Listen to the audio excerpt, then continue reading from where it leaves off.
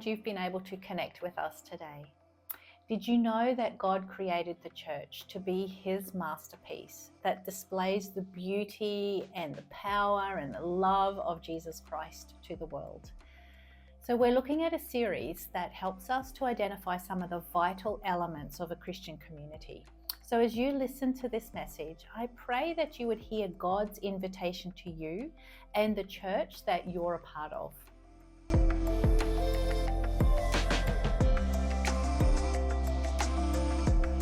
Today, we're going to look at what it means to cover over or uncover our spiritual hunger.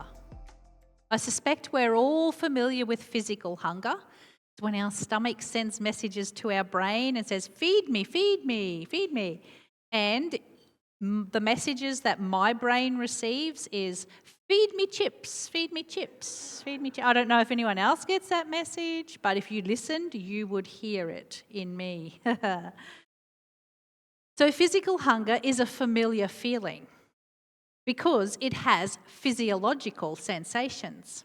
But what about spiritual hunger? How would you determine whether you're spiritually hungry or not? Well, spiritual hunger is a deep, distinctive longing within our soul for a relationship with God and the fulfillment that comes from knowing God. It's rooted in the belief that we are created in the image of God. If we come back to Genesis chapter 1, verse 27, we are created in the image of God for a relationship with God. So that's the foundation of our spiritual hunger. We were created with it, so that it will draw us closer, deeper into the presence of God. It's often characterized by a yearning for something that is greater and something that is eternal. The most important teaching that we will ever hear comes from Jesus, and it's found in the Beatitudes. If you haven't read the Beatitudes recently, go home and read them. Type them up, stick them on your wall, put them in a prominent place. They are the foundation of his life and his teachings. But Jesus says this, "Blessed are those who hunger and thirst for righteousness, for they will be filled." So this verse highlights that the promise of fulfillment is to those who earnestly seek God's righteousness. And what that means is that we earnestly seek God. So it's more, spiritual hunger is more than just believing in God. It is a thirst and a hunger and a yearning for God's kingdom or God's way of life or God's very presence, as though we were in heaven seated next to God, that sense of closeness. So let me ask you, when have you noticed your hunger and your thirst for God's presence? When has that been noticeable to you? I know for me it has been in times of crisis or challenge or difficulty, when things haven't gone as I had expected or hoped or prayed. And I've gone, God, where are you in this? Where are you? I don't see you in this. All I see is brokenness or sadness or loss, but where are you in this? So sometimes our circumstances, the challenges that we face, actually create a spiritual hunger within us. Or sometimes it's the Holy Spirit stirring our heart. It's almost like a still small voice just whispering to you, come away with me. It's just that quiet, gentle drawing of the Spirit to be still and to know. Well, spiritual hunger, however it forms in us, creates a desperation for the presence of God, to feel God, to know God personally. And many of us have. We have experienced a peace that we can't describe. It's hard to explain to somebody else that when things may be going a little bit haywire, you've got a peace in your soul. And it's hard to kind of put words to it, but you know God is with you. That is the presence. That is the intimacy that Jesus talks about Blessed are those who hunger and thirst for that. Currently, there is a heightened spiritual hunger right around the world, and we are on the verge of revival. People are coming to faith in Jesus and being baptized in droves. Churches are exploding. Churches are being planted all over the world in different denominations, different countries, different age groups. People are coming to faith who have never come to faith before. The one thing that they all have in common is a heightened spiritual hunger to know God. In fact, these unchurched people have a greater spiritual hunger than most churched people, because we tend to become satisfied with our usual routine, and everyone's routine is different.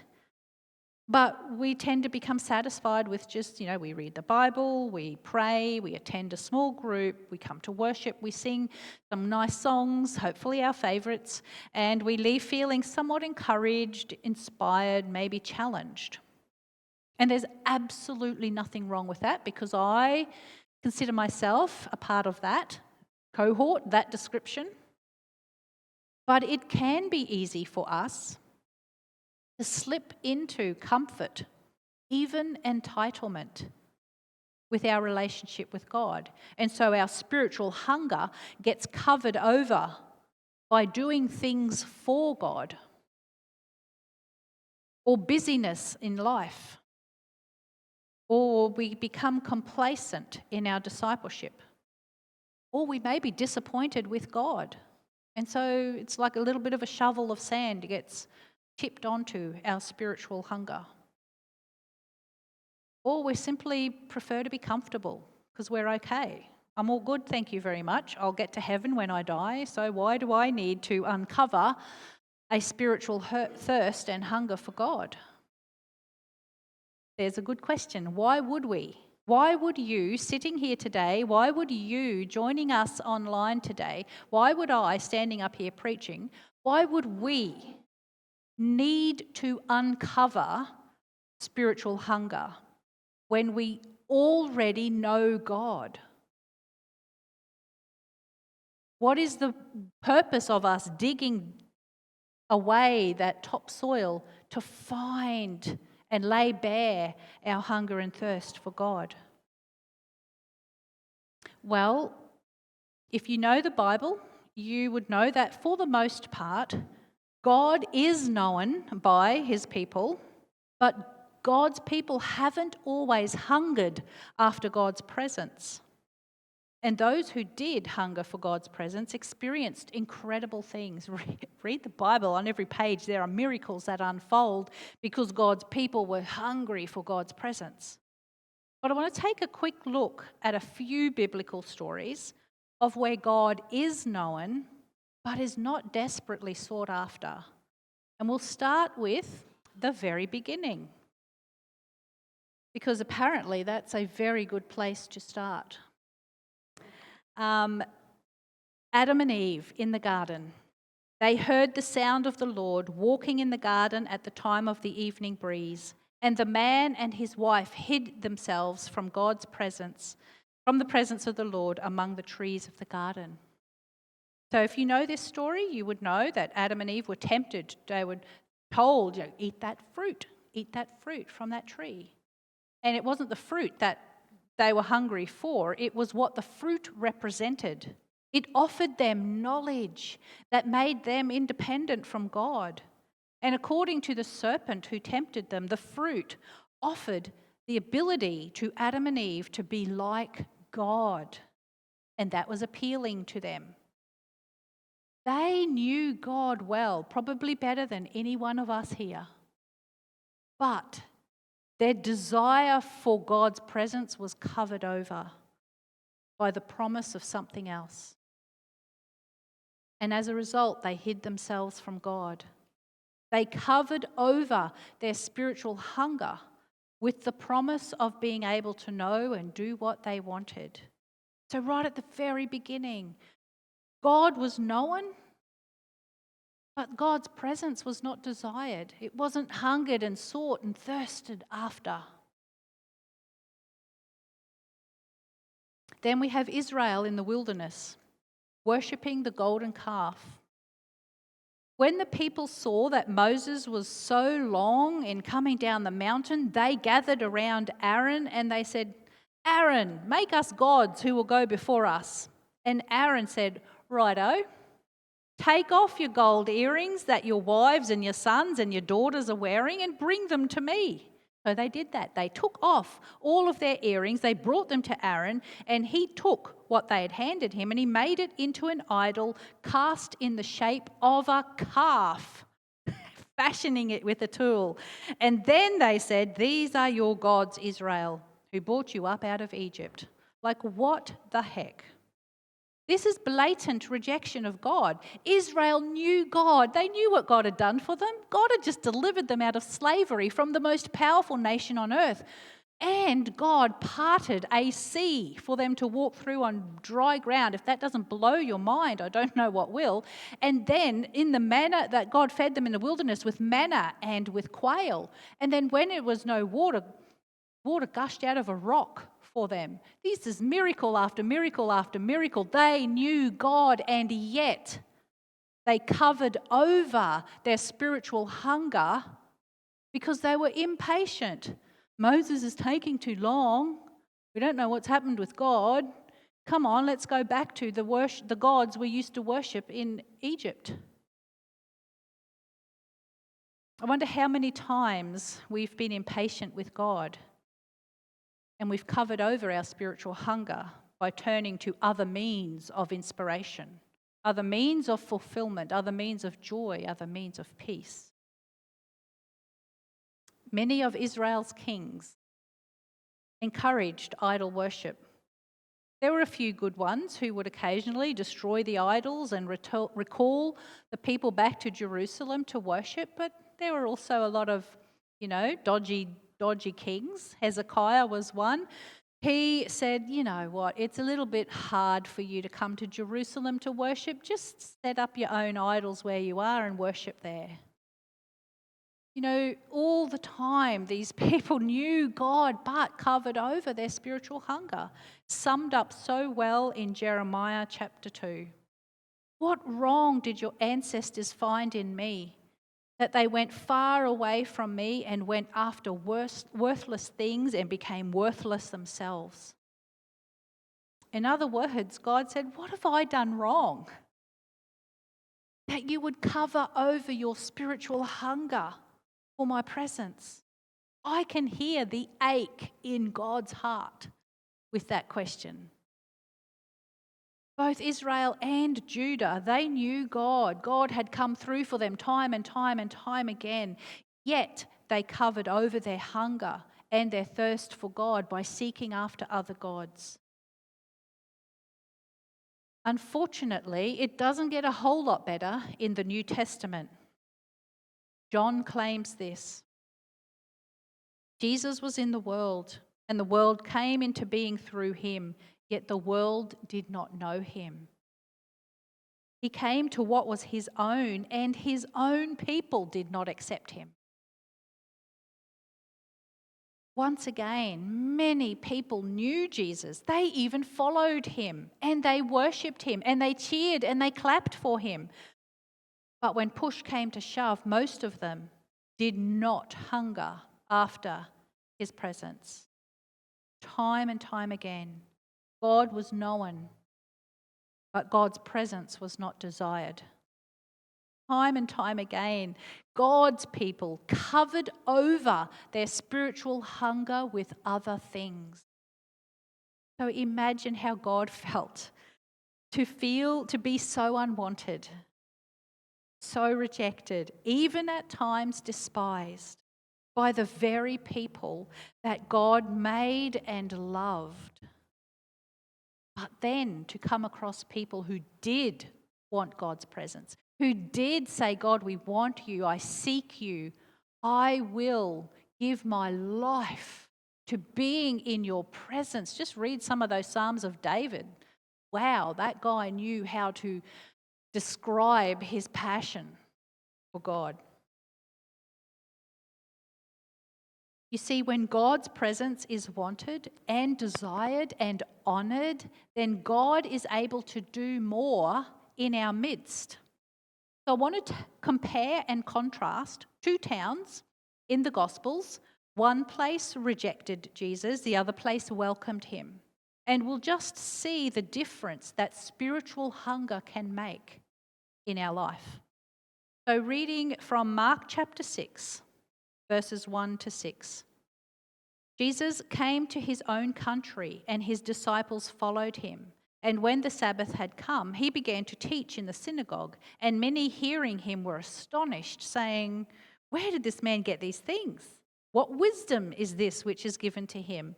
Such mighty works are performed by his hands. But is this not the carpenter, the son of Mary, the brother of James and Joseph and Judas and Simon? Are not his sisters here with us?" So they were offended by him.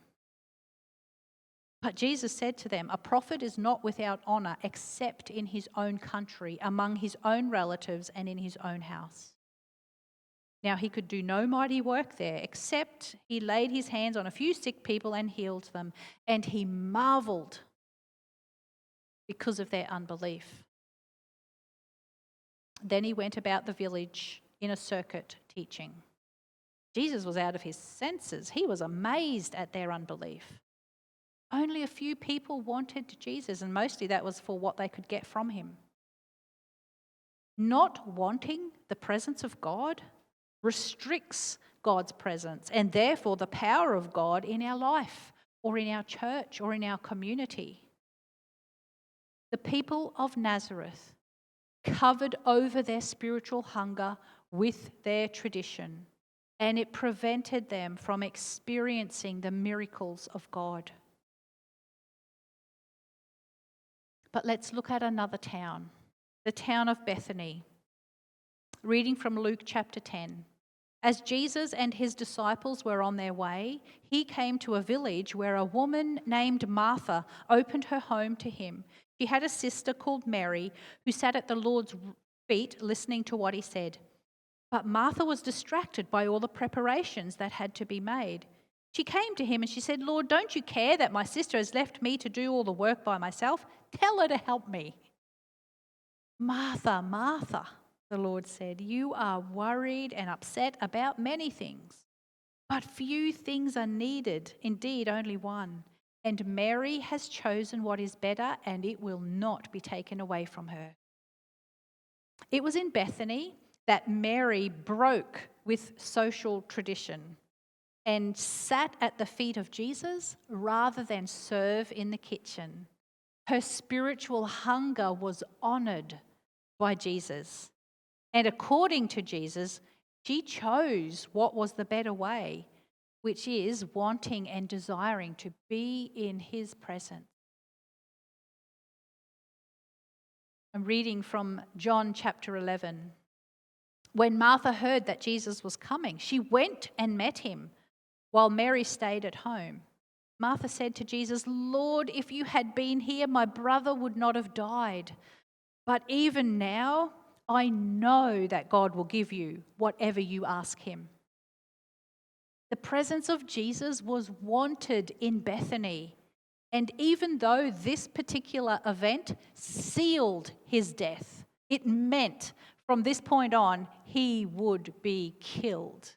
He still went to Bethany because his presence was wanted there. And as a result, Jesus was able to perform the greatest miracle he's ever performed, bringing Lazarus back to life after 4 days. Reading from John chapter 12. 6 days before the Passover, Jesus came to Bethany, where Lazarus lived, whom Jesus had raised from the dead. Here a dinner was given in Jesus' honour, and Martha served while Lazarus was among those reclining at the table with him. Mary took a pint of pure nard, an expensive perfume. She poured it on Jesus' feet and wiped his feet with her hair, and the house was filled with the fragrance of the perfume. Mary lavishly poured out a whole jar of expensive oil, not just a dab on his wrists and his feet, behind his ears. It was the whole jar poured out upon him.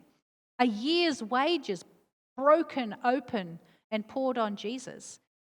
She publicly uncovered her spiritual hunger for Jesus, and Jesus publicly honored her for it, and her story has made history. Now, I want you to participate in this. I've got a couple of questions for you. Guess where Jesus went to ascend into heaven? Did he go to Jerusalem, where the temple was? No? No, okay. Did he go to Nazareth, where he was raised? No? Okay. Did he go to Bethlehem, where he was born? Where did he go? The tension is too much. Jesus went back to Bethany. Reading from Luke chapter 24, when Jesus had led them out as far as Bethany, he lifted up his hands and he blessed them. And while he was blessing them, he left them and was carried up into heaven. He went back to the place where he was desired the most. And from there, he blessed those who gathered before him. Imagine being there and seeing that event. While he's speaking, he just gets taken up. The presence of Jesus was wanted in Bethany, and he was able to perform his greatest miracles there. Friends, when God finds a heart that is open and responsive and welcoming and hungry and thirsty for his presence, then God comes, and God is able to do mighty work there. How many of us would like God to do a mighty work in us?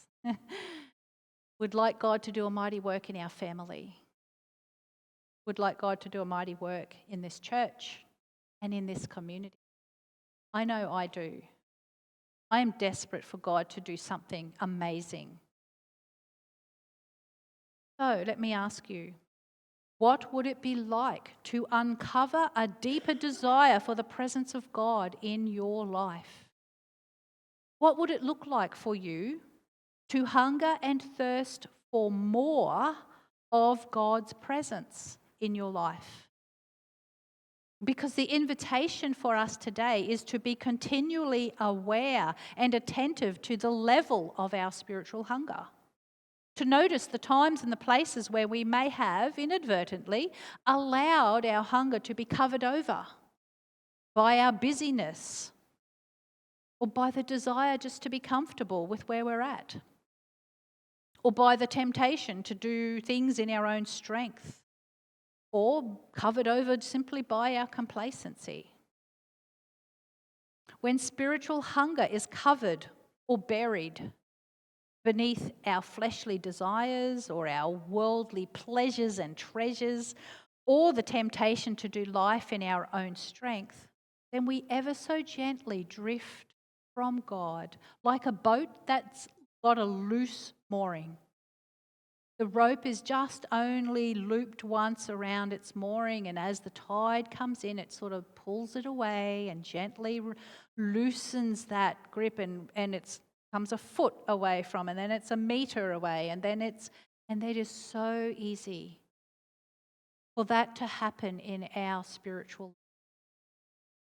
For things to just cover over our hunger and thirst for righteousness. That's why Jesus stood up and said, "Blessed are those who hunger and thirst for this relationship, because you will be filled." God manifested so much power through Jesus at Bethany because they desired him and his presence. So, friends, we are invited to build a Bethany in our heart. Let's pray.